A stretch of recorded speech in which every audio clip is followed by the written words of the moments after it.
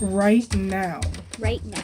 Right now. Right now. Right now. Because it's time to write now. Right now. Right now. Right now. All right, guys, welcome to another session of the Right Now Writers Group. Meeting 47, I believe. 47 or 48? 47, man. We're going to be at 50 before I know it. It's crazy. Always glad to be back here with my fellow writers. And yeah, that's what I got for today. This is our weekly writers group where we meet every Wednesday, same time, same place, 4 Pacific, 7 p.m. Eastern. So whether you want to come join us in the chat and just chat about writing with all our other friends in the community, or hop on stream with us, we'll come up with some types of writing shenanigans to chat about. Y'all know me, Kaufman, dragons, and scarecrows. That's me. What am I trying to work on? Probably Scarecrow. If I'm able to get work done today, it'll be on Scarecrow, of course. What else do I write these days? So I'll kick it over to you. So, hi everyone, it's Chat Soul. Tonight I'm working on Bound by Song, which is the story that I'm continuing from what I put in for the contest. I've really been on a roll with that. I'm not putting it down. Wow. It sounds like you're expanding upon it, right? I'm anticipating at least 20 chapters. Woof, man, talk about a conversation starter. I will come back to that because that actually brings up a great question. But Calvin, I'll kick it down to you next. Hey guys, still working on my Storm series. Unfortunately, I had to push the first book back by a month, but that's just. Oh, it's gonna get published? No, I pushed it back by a month because I want to put some finishing touches on it. Okay. It will be as perfect as I can make it because if I try to get it perfect, you ain't never going to see it. I think that's called the writer's dilemma. Yeah. Yes. Awesome. And Tiara, welcome back, my friend. Hello. I am working on a new screenplay. I'm excited about it. I honestly have been thinking about it. It's one of those things that has been like heavy on my mind. Like I can't stop thinking about it, so I just need to like lock in and just get some movement on it because I'm very excited about it. Wow. So it sounds like we all got some fun and exciting projects. I mean, you guys are all working. It sounds like me and Calvin, we got our long-standing projects we've been working on for decades, and then Sol and Tiara, you're working on your newer projects. I mean, I've still got Pirates like that I'm working on, but again, I can't put my book down right now, the new one. So, well, Yeah. hopefully. That's another writer's dilemma. Oh, what was that? That's another writer's dilemma when you just go to like another project, even for just like a day. Then it's like I got to keep going on this project. That's kind of interesting, actually. I'm kind of curious for anyone in the chat. Are you guys working on new projects right now? Or are you guys working on like your long-standing projects? Drop a comment. I would love to hear. I know I see ML, Megan, Bethany, welcome back. Courtney, of course, always great to have you, and everyone else in the chat. But yeah, it's kind of interesting. I mean, I wouldn't say that this is the longest. Okay, I think Scarecrow is probably the longest that I've worked on a single project consistently, day by day. And I think more so because I haven't wanted to break my my general stream consistency. But I feel like I've been pretty consistent about it in general. But I mean, I've had other projects I've worked on for longer. Yeah, I was working on a urban fantasy series for years, like consistently. And I ended up shelving it maybe 2 years ago, but up until then, that was like my project. I like really? thought about it all the time. I commissioned the artist to do art for me for it all the time, and like I'm disappointed in nothing really came of it, but it's something I put a ton of time into, and but I don't know, it just kind of just doesn't gel with where I'm at writing wise right now. It's just a little different than what I'm doing now. It's kind of interesting because I mean, as writers and I mean as people, obviously we evolve and change over time, and sometimes our stories don't always evolve with us if they're in either maybe different genres or they're just not hitting quite the same. Yeah, and I don't know exactly what it was, if it was a genre thing, if it was just a story thing that just needed to be changed and I was unwilling Mhm. to change it or what, but it was kind of just like, okay, like, because I had changed a lot of it from when I Mhm. had started working on it in, like, middle school up until, like, 2023 or whatever, but, Mhm. it and it was so different, but it just wasn't. By that point, I was like, I feel a little old for this, which is Mm. funny because all the characters are in their 20s and 30s, but, like, I don't Oh know. god. I don't know. I don't know. I'm working on other stuff now. That's the point. That's what matters. Yeah. Oh man. Yeah. And I mean, I don't know. I'm thinking about what I would work on next, and I feel like I'm just too wrapped up. But I'm also too much of a completionist. I can't move on to Yeah. something till I've like finished something fully. I Are think a lot you of good writers at are like that. Mhm. I was gonna ask if you were once I know we're kind of a ways away, but once Scarecrow is done, Mhm. were you gonna like take a break, move on to Scarecrow 2, or move on to something Mm, else? good Kind of have like a question. plan for that? What do you guys want? I'll just ask the community. I'll be like, what do you got? I'd You like guys to want me see to you work take a on it? break. What was that? So you say take a break? Yes. Even if I it's would, just a short one, I think you should take a break and just bask in the fact that you finished the book. yeah. Maybe I'll just do a poll to the community. I'll be like, do you want me to A, work on Scarecrow book 2? Which I already know. I already have the plot down for book 2. But Nice. Scarecrow book 2, short fun adventures with some of the characters in the world of Scarecrow. Or I think my other option would be to do probably like a nonfiction based book about the writing lifestyle. Something That's that goes cool. kind of more hand in hand with writing, with the writing process. Yeah. I think those would be That'd be my options. That's all That right. I would could be return to one of my neat. older things, but I don't know. Maybe that would be fun too. Go back to a script for a little while. yeah, right. I don't know what would you guys want to see? Hopefully the book's good. Hopefully Scarecrow's a good book. Hmm. Whatever makes you happy is what I Oh, there you go. That's the best answer. Whatever yes.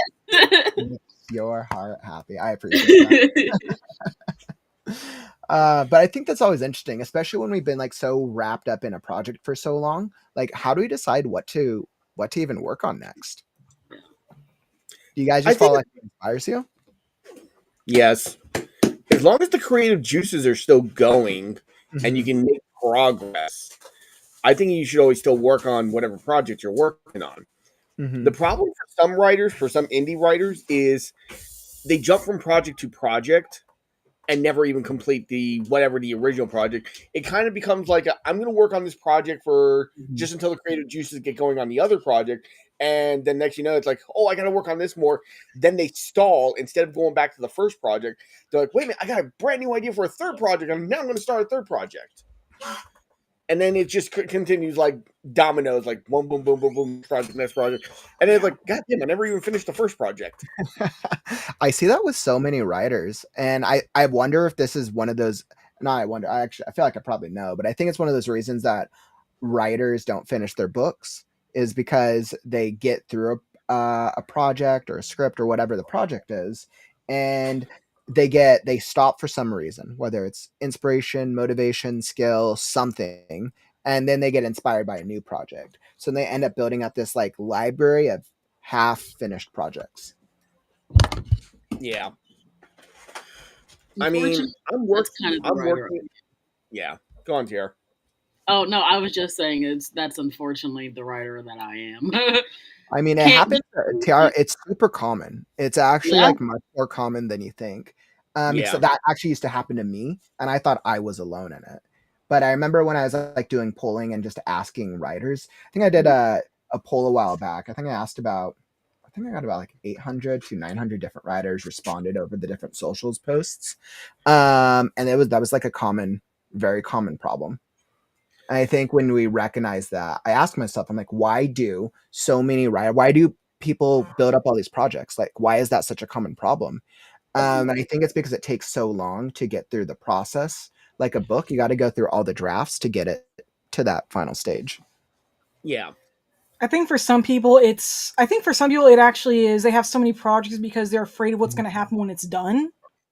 And I mean, I think that's a whole different fear, right? Like the fear of like, okay, it's not like a time thing. It's like, how are people going to perceive it? Is it actually good? It's more like a Mhm. self-confidence thing. Yeah. Mm-hmm. And then I think sometimes I know I'm guilty of this myself. We just Mm-hmm. get another idea that if we don't start writing it down, it's Mm-hmm. going to disappear.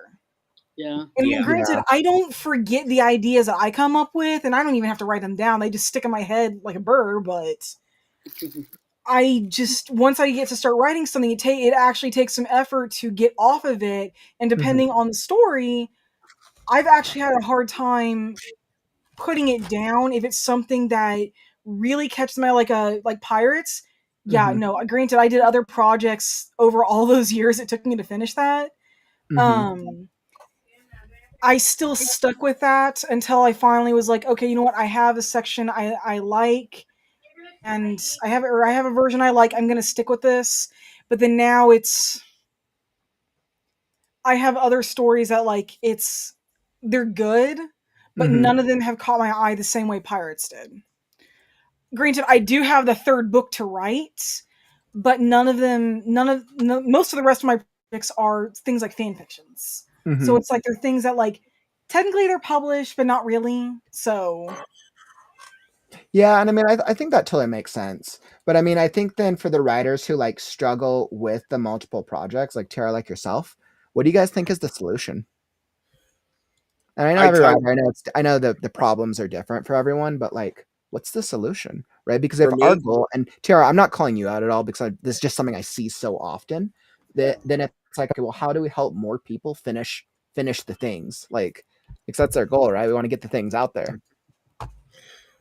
I actually limit when I'm working on my secondary project. I limit myself to no more than 1 day a week that I will Mm, divert to that project. That's it. I will pick a day when it's like, okay, I'm working on my other project today. I mhm, limit it to 1 day because mm, I know the problem is this. If I spend more than a day on it, I'm going to start getting too invested in it, and then I'm too not going to go invested. back to the original. Yeah, then I'm not going back to the original project yeah, That that makes makes sense. that sense. I just wanted a break from. So it almost like feels like you've then like create like a consistent like routine to stick Mhm. with that regardless. Yeah. Um, Well, yeah. the thing is, I'm rewriting my very first book that I ever wrote to make it to Hmm. update it to what's my more modern style.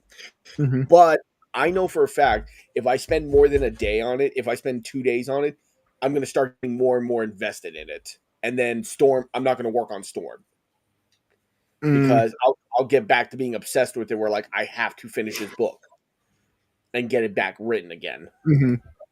And then I'm going to want to work on the second book. Then I'm going to want to work on the third book. And then Storm's going to become 1 day a week book. Yeah, that totally makes sense. And Yeah, you no, know, I get that. it's interesting. I actually like ML's idea over here. ML is saying, I have an ideal book that I write ideas in so I don't forget them, but I don't feel that I have to write them now. It's almost, I think it's like we track everything. So then you can, when you're feeling like, okay, I need a break, you can start somewhere fresh. Yeah, Mm. that's actually Yeah, not a that's bad idea for people, especially for people who can't keep track of their ideas. That's a Mhm. really neat thing to have. It sort of reminds me of a dream journal in a way. Yeah. yeah. I have And- a document of just all of my ideas, and then I'll go in and like highlight or underline whatever is finished or what I'm working on or what I'm, whatever. But something I noticed, like with me specifically, is that I get Hey Tiara, I'm having a really hard time understanding you. oh, your okay. audio is a little muted. I think Sansa's sitting on the she's Oh, sitting. Sansa. Yep, better. Sansa's like, you don't need to hear. Yeah, she was sitting on the laptop, so I was trying not to disturb her, but sorry. But anyway, I was just saying that I what was I saying? You have Something. along the A lines of document. A document with your yeah, I have ideas. a Mhm. document in which I keep track of all my ideas, and then I don't know. I just have a hard time kind of sticking to one thing, which is kind of a general me problem. I think it's Mhm. just the way my brain works. It can't stay in one place for very long. I'm very So, like so think do you ever concentrated. consider then like doing shorter term projects, like do like a flash fiction because Yeah, that's like Yeah. that's what easier to get out, or do like a instead of doing like a full on like screenplay, do like an episode of something or like a yeah, short because the time frame to do that's just shorter. yeah. And for a while, Sansa, see, she's still over here knocking stuff over. But for a while, I have been. Please don't sit right there, baby. I know. Mhm. I'm sorry. But for a while, I had just had Sorry, Sansa. I'm doing 8 things at once. I don't remember what I was saying. For I don't know. It's fine. It'll come back to me eventually. Sandra just wants to be in the mix. You know, uh, TR, something that I've seen that I recommended a while back for one of the writers in the community, and something that I think that actually could work. So for writers who struggle with like not finishing things, um, if you work on like a short story, or if you focus on doing like shorter work, flash fiction, short or short story, collect those, put it into an anthology, publish them. That's not a Yeah. bad that's what I was idea. gonna say. I Hmm. for the past year or two, Hmm. 2 3 years, I had been working on a short story, more short stories than anything else. So Hmm. I And was haven't finished. you been involved in like a an anthology or a couple Yeah, anthologies? I actually was in an Mhm, anthology that came out in March, and that was mhm, part of part of my burnout situation. I had mm, just went so hard on that mhm, by the time it was done and out, I didn't even want to think about or look at the story anymore. I was mhm. like, I get it away from me. I'm done. I'm done. Yeah, and I mean, I think it's also like important to give yourself like the mental health break after you go Mhm. hard, right? And Yeah, I think that happens to the best of us. Yeah. yeah. Mhm. Yeah, but I mean, I could see like, and this is why I think anthology is whether you're doing something yourself or doing it for like a group anthology, or obviously we have Faded Fantasy, or doing things that incentivize like smaller form work, I think is such a huge plus. Yeah. Um, yeah. Hmm. I think it gives your brain a bit of a breather from the larger projects Hmm. more than anything. Because I mean, it's one thing to write like something that's 130,000 words. That just sounds daunting to just about anyone if you think about it. But then if you're like, wait a minute, what if I'm writing something that's 10,000 words or 5,000? Hmm. Somehow that just sounds a lot more manageable. And then you do Hmm. that 3, 4, 5 times. You're getting closer to the 130,000, but not all at once. Hmm.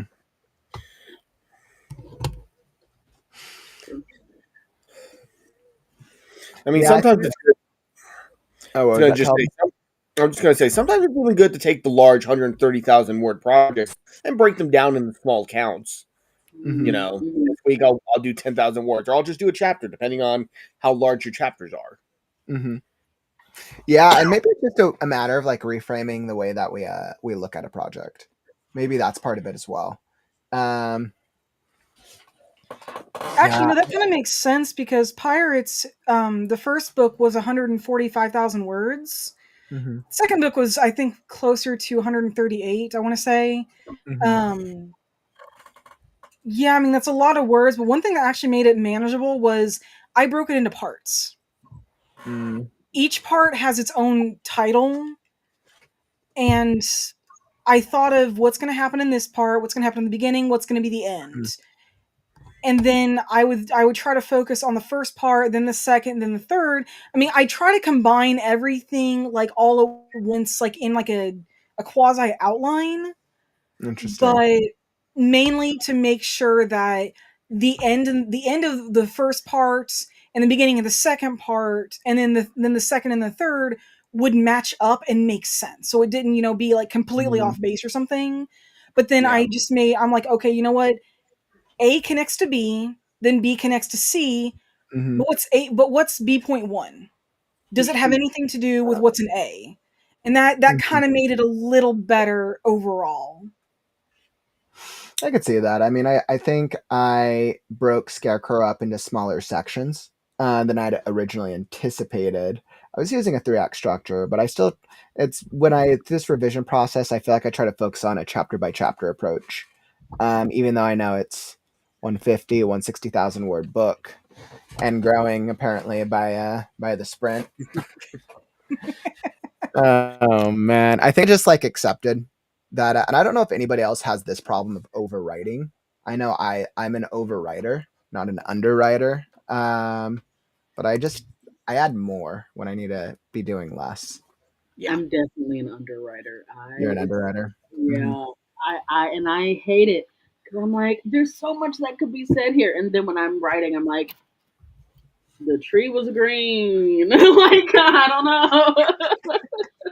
Yeah, we'll do some tradesies. I'll Cool. talk about how in depth and lustrous and beautiful those trees are by the magnificent sun and the atmosphere and the earth and Nice. I'm We'll get definitely there. an overwriter.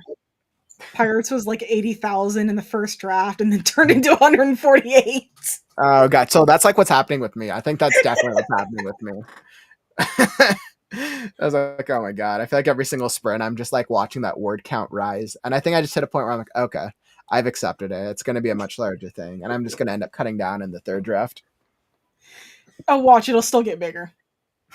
Because you'll find, oh, there is this one little thing that needs to be elaborated that is way too important, and then that happens a second time, and then a third, and then a fourth.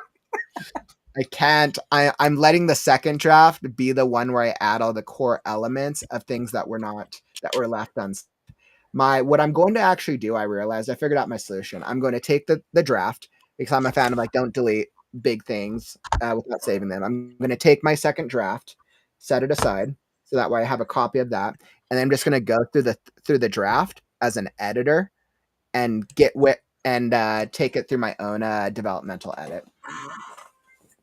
And I think that's how I'm going to do it and try to cut out like excessiveness and wordiness. Because I think I've really approached it from such like a creative and developmental storytelling.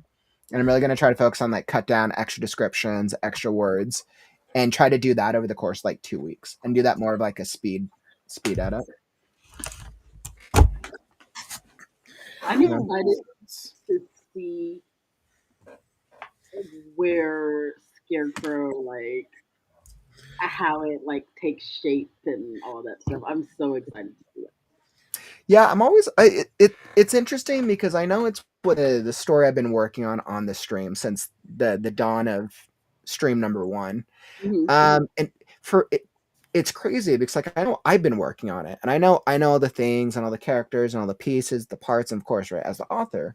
But I know for everyone in the community, some of you guys probably know the story pretty well. Some of you guys probably know like bits and pieces. I think everyone knows there's a scarecrow, a crow, and a pixie.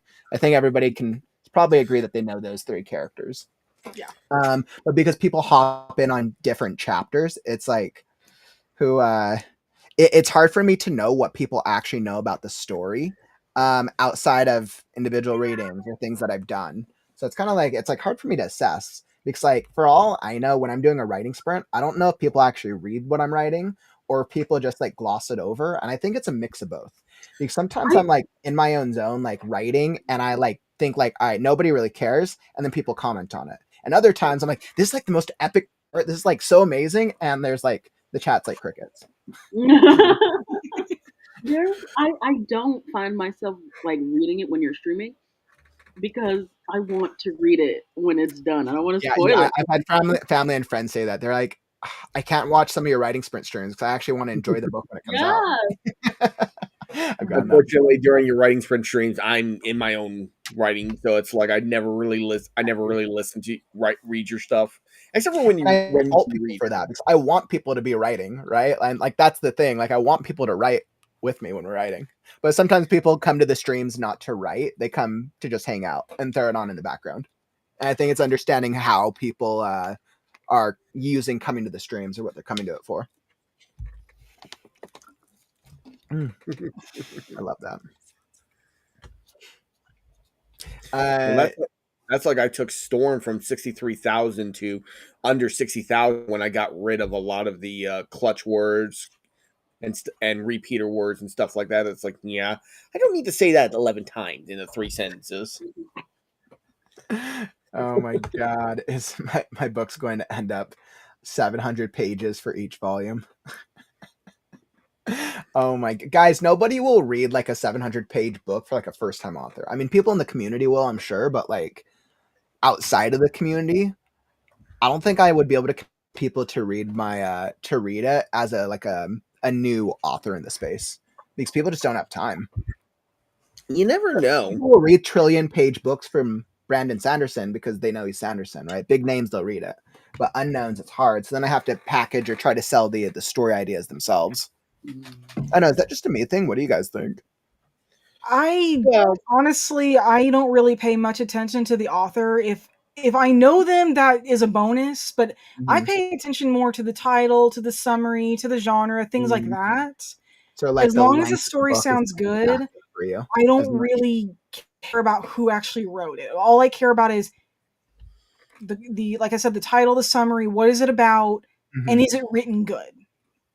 And then if I really enjoy it, then I'll see, okay, who's the author of this? Okay, I'm going to look at more of their stuff. I don't care if their book is 40 pages or 400. No, if they're a good writer, they're a good writer, and I'm not going to pay attention to the page count. If it takes me a while to read it, then it takes me a while. I mean, Christopher Poloni, Aragon, which is his first book, was over 400, I think, and 50 pages or something like that. He had a long book. Was the first book that long? It was long. I remember that. It was like... It's been so long since I've read that one, but yeah, I think it was on the longer side. It was long. It was longer than the traditional fantasy, but to be honest, that didn't bother me. It was 544 pages. Wow. Yeah, but he also... I wonder if that's including his dictionary in the back of the book. Yeah, but I think what's also interesting is I think Christopher, and I mean, I don't know enough about his journey as an author, but I think he also had a very unique selling point of, I am very young and I've completed this full-on book that's ready to be published. Oh, he used to actually dress up in a costume and go to bookstores reading excerpts from his book, and he'd sell copies. He'd have a bunch of copies to sell. And eventually, so it has been done. All right, so what you're saying is I should dress up in a scarecrow costume when I'm ready to do the book readings. More power to you. Scarecrow might be more accurate. I don't know how people would respond if I tried to dress up in a pixie costume. Depends on what city you're in. Yeah. Like, read the city. I was like, I either got the scarecrow, the crow, or the pixie costume. Well, read the room. Oh man! Just if you're gonna dress up as the pixie, make sure to watch out for the white nationalist conventions. Man, yeah, that's kind of interesting. I feel like whenever the book's ready, though, I'm just gonna try to go. I'll probably go through as many bookstores as I can to just get the word out. I actually joined a group here in my town of other amateur writers. We're all gonna go do a book tour I think 3 people are going to be done in July. We were talking about doing like a book tour where we just go hit the local bookstores and stuff. Yeah, that's a great idea. That's a really cool idea. That's cool. That's a really great. And look, so like what I do know, and I don't know if you guys are avid bookstore fans or not, but local bookstores they're a local business that's competing against the Barnes and Noble and Amazon of the world, right? Yeah. So it's actually a lot of the times in local bookstores' best interest to partner with local authors, which is why a lot of times they do local author events, because it's a win-win, because they would rather people come into their store than Amazon, because they can go click on Amazon. So I think anytime you can do that, I think that's a huge win. And doing it with other writers, like, that's a really smart idea.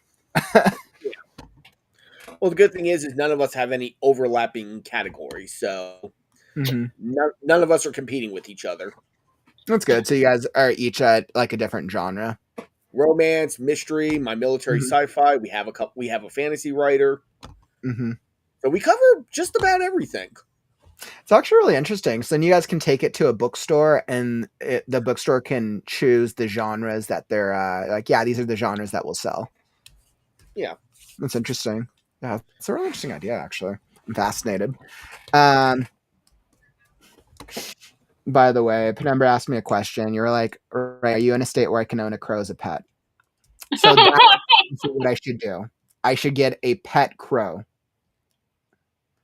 So, guys, obviously, the solution to get people to read your book is write an animal as one of the characters, and then purchase that animal in real life as your pet. So that way you can use the animal as your. All right, Within reason, you got to be within reason with that. Within reason. Yeah, because some books they might have like an exotic animal, and well, depending on the animal, like if like compare like a crow versus a tiger. Chimpanzee. I can't just get a tiger. Oh, what was that, TR? A chimpanzee. All right, guys, I'm gonna get a chimpanzee. They're like, why'd you go through such a process? So I can sell more books. Yeah. It'd be like somebody writing like Planet of the Apes and be like, all right, well, I got a chimpanzee ape over here. The monkey brutalized my entire family. But guess what? But guess what? I'm going to sell more books. Marketing! That's hilarious. Who needs a costume when you can have the real thing? No kidding.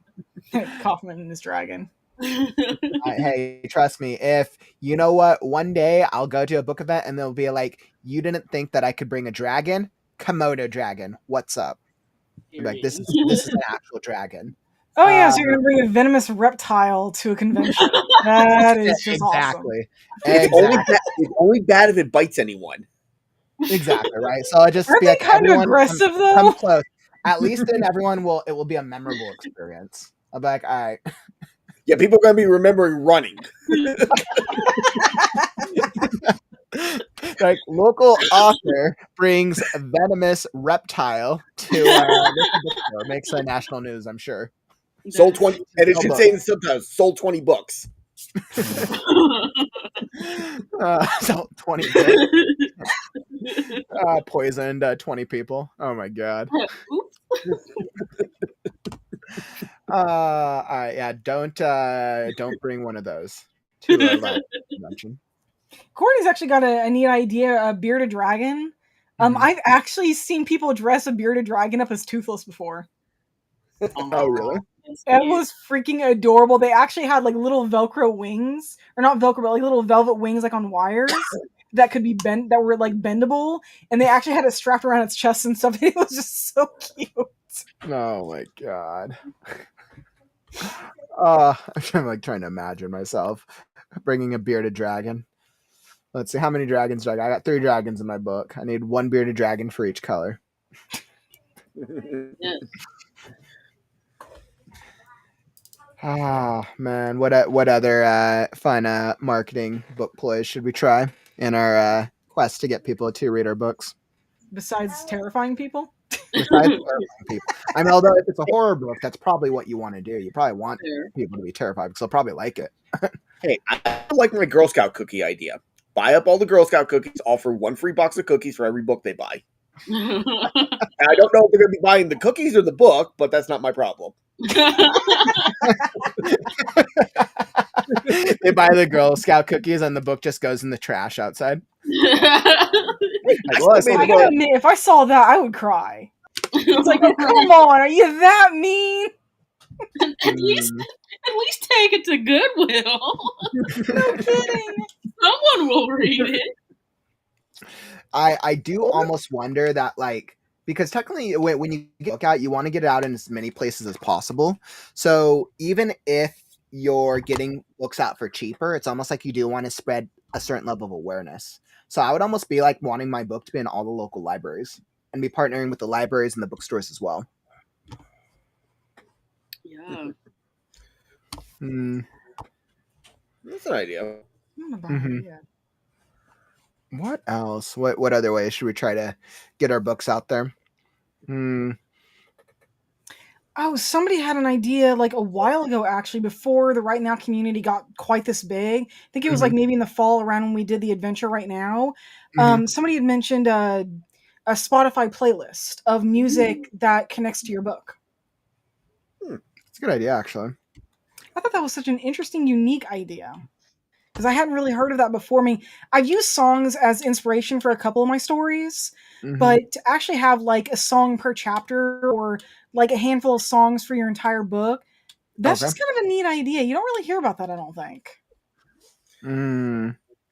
That would be interesting because then you'd be wanting people to get into like the music to connect with your book.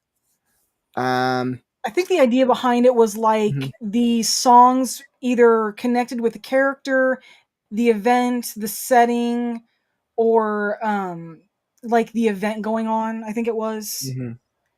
Just each song had a connection to something in the book, and it was usually like two or three songs for each thing. So You know what's interesting is I might do something similar to that in that I've written a song for the book already.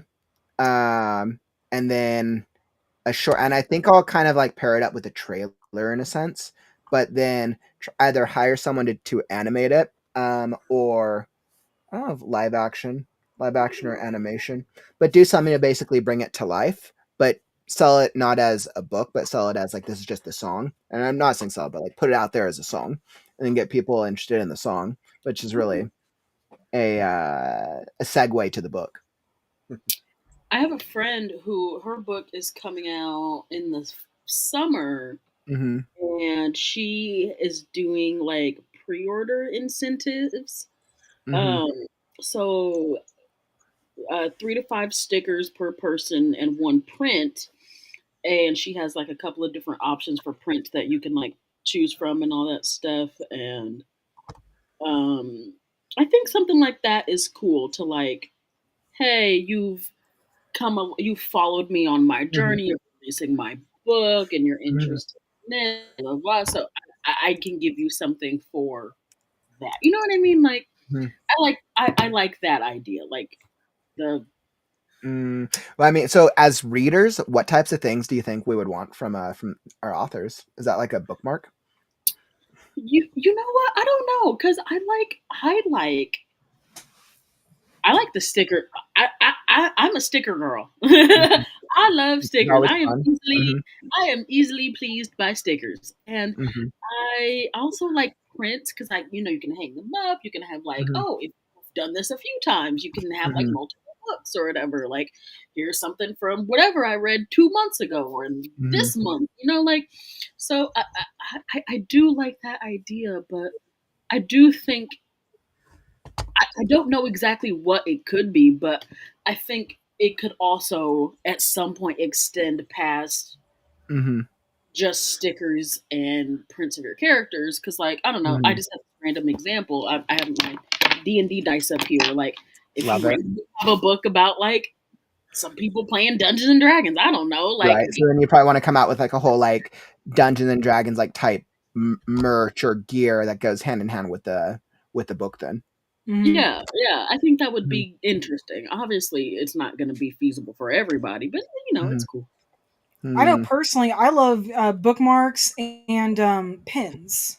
Like Yeah. pins, like you could put like on a bag or your shirt or Mhm. something like that. I Yeah. think those are always so neat looking, especially like the really nice enamel looking ones.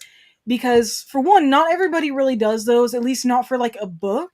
Yeah. Mhm. And depending on the kind of book you're actually looking at, that might actually like work out really well.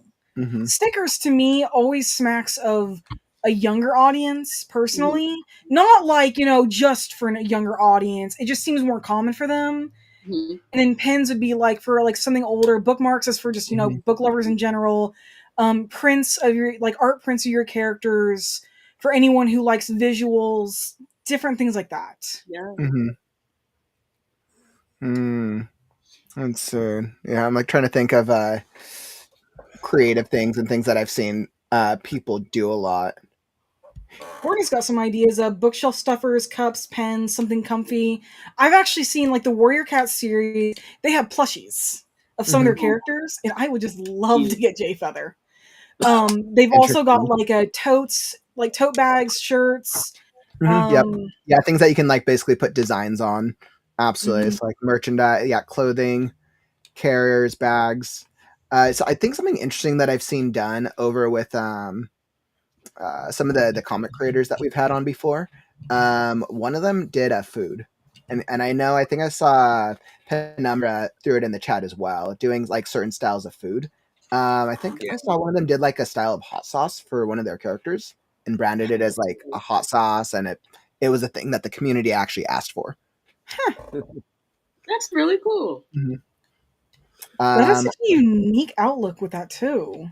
exactly right, because like who's going to think about like, oh, I'm going to do a hot sauce now? Every people like Right? hot sauce, right? But yeah, but then there's like, oh, then now they're gonna think of it that book when they have the hot sauce. Mm-hmm. That's I so mean, cool. cookbooks is one thing, but yeah, no, that's a really neat way to go through that. Mm-hmm.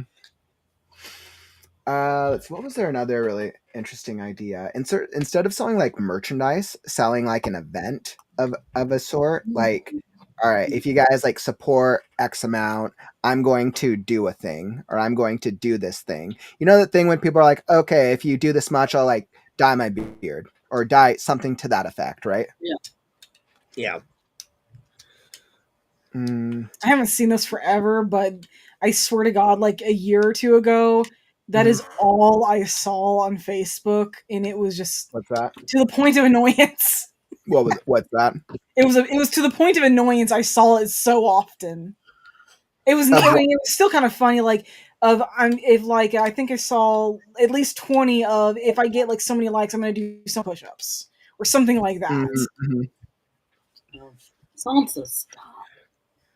Yeah, that's more of an influencer thing to try and get Mm, likes and stuff. you think so? Like, yeah, I mean, that's going towards like engagement, to do a thing, as compared to, I mean, I guess because then it would be like sell enough book copies to do a thing. Alternatively, I don't know if it would work or not.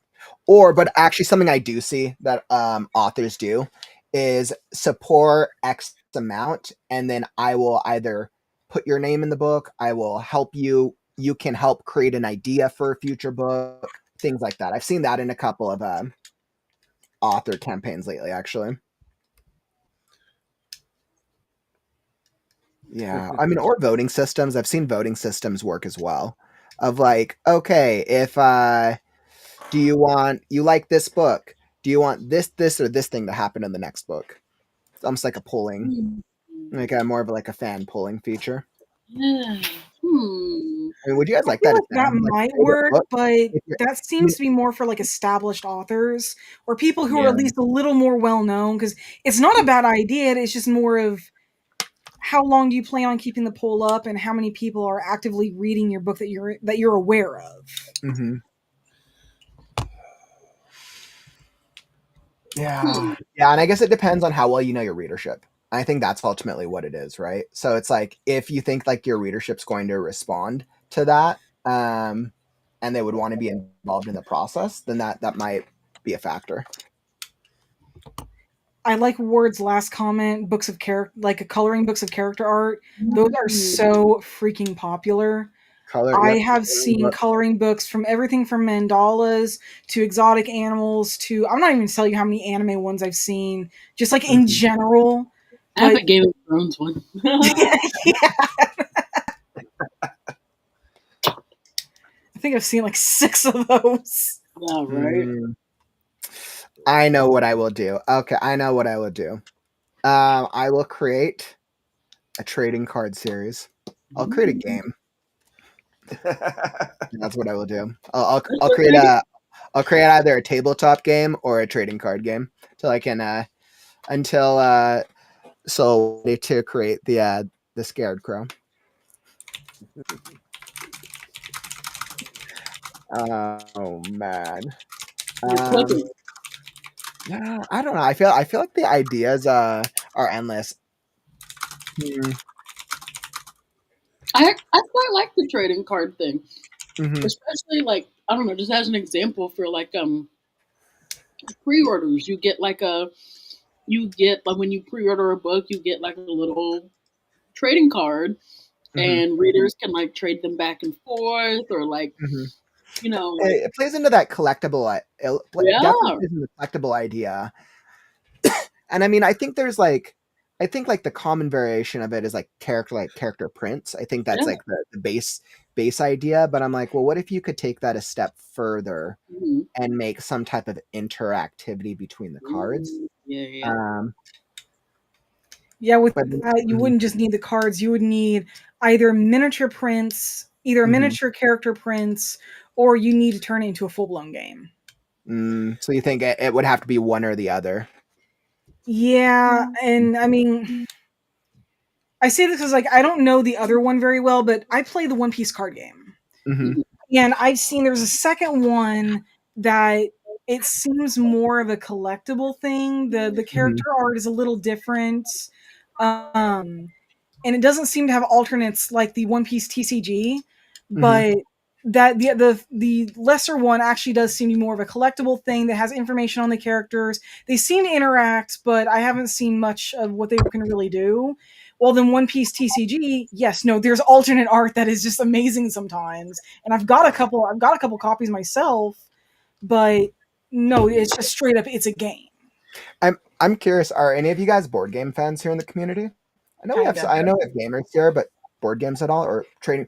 Because Tara, I know you're D&D, so I know that's a little bit more tabletop gaming esque. Yeah, yeah. Um, I was like, all right, I know what we need to do. All right, we all for the community, we need to create a right now board game. There we go. That incentivizes writing. That would actually be a really neat community project. I'm like, I wonder how you would. Do you guys know any like games like writing based games out there that have been successful? Oh my god, my husband actually just told me about one. It's like SCP or something like that. It's I not just wonder really if a there's one game, that's but been it's like a done. community writing thing. I just wonder if there's one that's been done in a way that actually feels fun and engaging. As far as writing games go, D&D would probably be your best bet. Mm. Got the D Well, and that D. and Pathfinder. Yeah. Vampire the Masquerade right now group. And maybe Ah, it's really maybe instead of making it about writing, it's more about like making it about characters and then building a game around it where you still like thematically you have some type of like writing instilled idea about it, but mhm. it's a little bit more character focused. Because I mean, we all know as writers, we love character cards against right. Oh my God, Courtney, that's it. That's great. People would love that. The Cards Against Humanity is such a great like that's like an easy party game. Cards Against Humanity is an easy party game to play with people.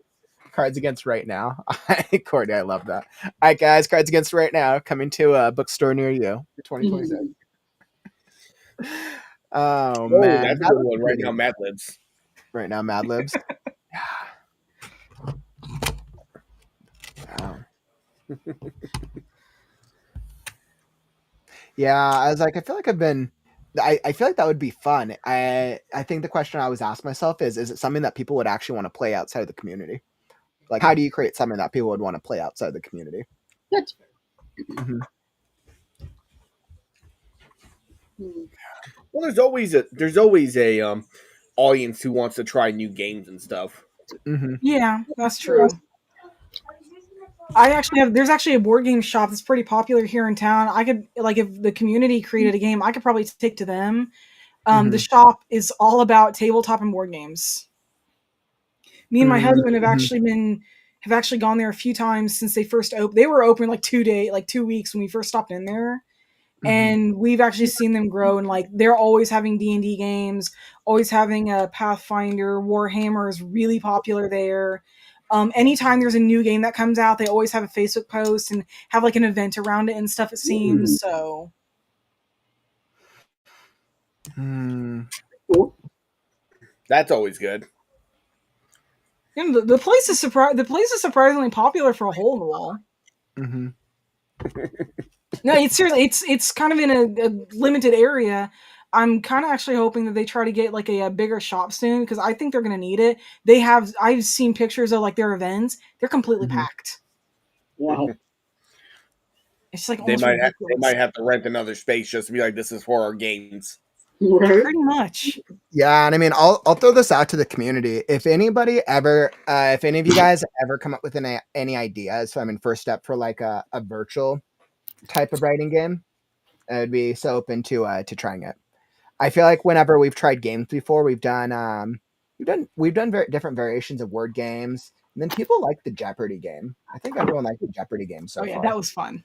Hmm. So the question I ask myself is like, okay, well, how do we create something that's new that hasn't been done before? That still is like writing inspired or something about writing. I don't know. In that People case, are you're gonna have to creative in do the research.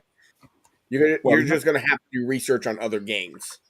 Yeah. You're right. And once again, go into a different industry, go into a different format, and see something that works, and then take it back. Mm-hmm. They just gotta understand, why does it work? Mm-hmm. Yep. Yeah. Yeah, I think that would be effective, actually.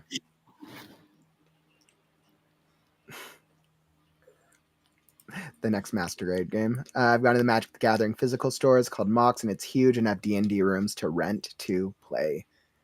I've seen something similar. There's a card shop here in my hometown, and they actually have like a big room that they use just for tournaments. Ooh. Really? Actually, no, they've got 3 rooms.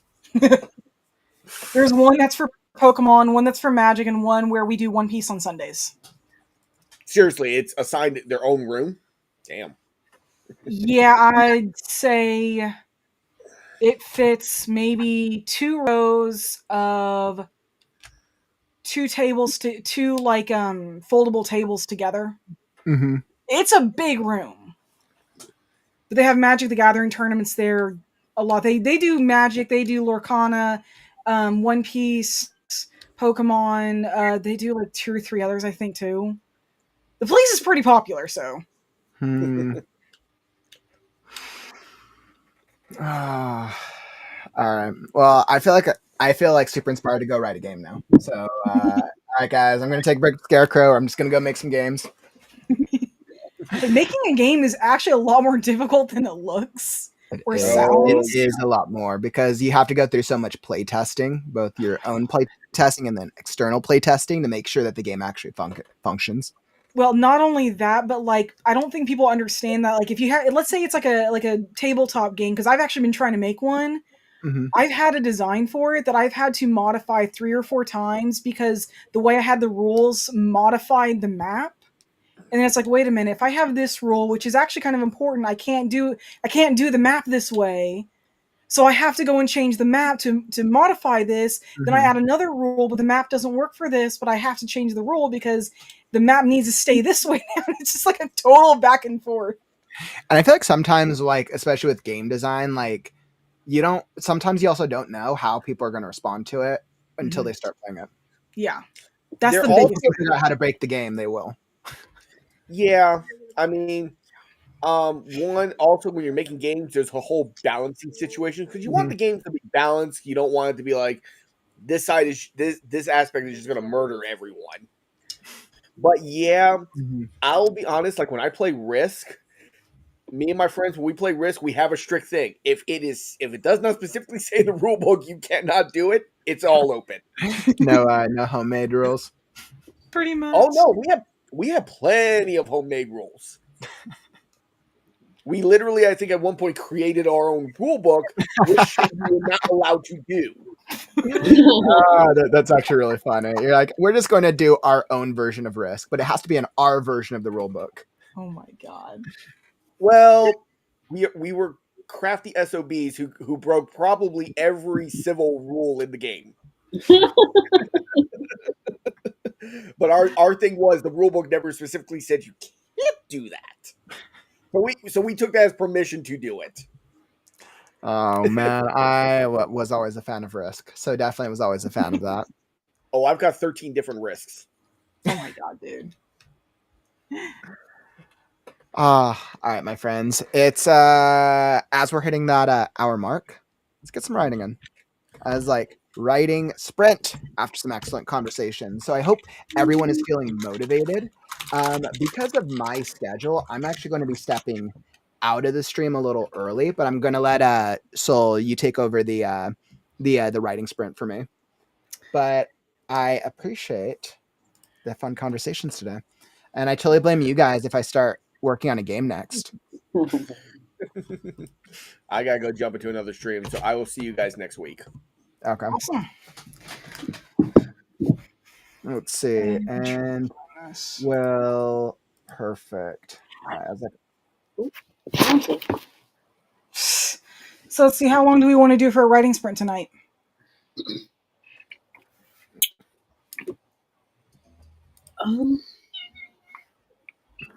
I think Sansa said 3 hours.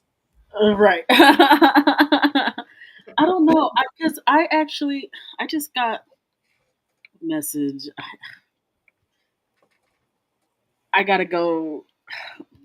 My friend wants to call me, so I am going to go talk on the phone. She's like, "You gotta." Okay, we'll converse. Oh. we'll have a conversation. But it was awesome hanging out. All right, Tiara. Thanks for joining us today. Yeah, I'll see you guys later. Okay, come on. Come on. Sorry, trying to get the share screen to work and it's not wanting to work. I know. We're like, all right, guys, time to do a writing sprint, and everybody's like, nope. Oh yeah, okay. I'll help you with that. Just 1 second. Yeah, there we go. As we're figuring out the technical difficulties on our side. Yeah, because my computer just loves me sometimes. No, but you kind of also have to get used to the screen as well. Yeah, no, fair point there. All right, there we go. And it looks like you only got part of the screen. Wait, is that just... No, it's the way it's stretched. Oh, gotcha. I was like, oh, okay, that totally makes sense. Oh, because, yep, that makes total more sense. Beautiful. All right, and actually, here we go. I will... No, all right. I can fix this. I've had to mess around with the studio so many times before. All right, here we go. We're going to make some adjustments. And boom. Nope, maybe. All right, guys. So what we're going to do next, we're going to do a little bit of a writing sprint. I'm going to let Chat Soul lead it. So you feel pretty confident about leading writing sprint today? Yeah, no, that's fine. All right. As long as I don't have to lead the conversations myself. No, I think we'll do 45 minutes. That should give people plenty of time to get some work done. So, okay. And I'm not even gonna dare try to play my own music. So. Oh, you're not even gonna. Oh, you're gonna throw it in the studio. I was like, yep. Yeah, because it just my own music never wants to work. Which is why you need to throw your music into the studio. I need to. I really need to. I know. I've gone through so many audio issues trying to make things work before. All right. And we are starting.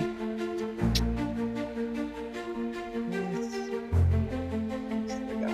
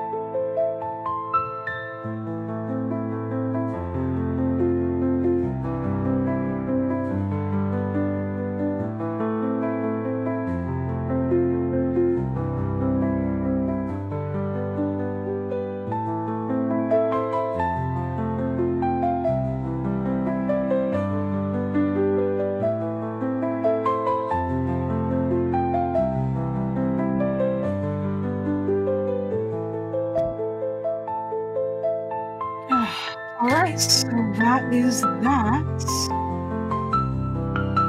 I will stop that. Well, I hope everyone was able to get some writing done. And here.